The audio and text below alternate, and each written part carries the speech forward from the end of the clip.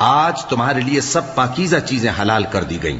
اور اہل کتاب کا کھانا بھی تم کو حلال ہے اور تمہارا کھانا ان کو حلال ہے، اور پاک دامن مومن عورتیں اور پاک دامن اہل کتاب عورتیں بھی حلال ہیں، جبکہ ان کا مہر انہیں دے دو،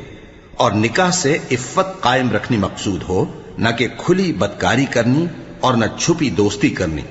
اور جو شخص ایمان کا منکر ہوا اس کے عمل ضائع ہو گئے اور وہ آخرت میں نقصان پانے والوں میں ہوگا۔ مومنو،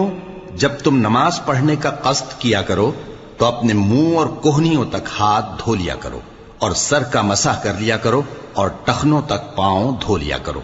اور اگر جنابت کی حالت میں ہو تو نہا کر پاک ہو جایا کرو، اور اگر بیمار ہو یا سفر میں ہو یا کوئی تم میں سے بیت الخلا سے ہو کر آیا ہو یا تم نے عورتوں سے مقاربت کی ہو،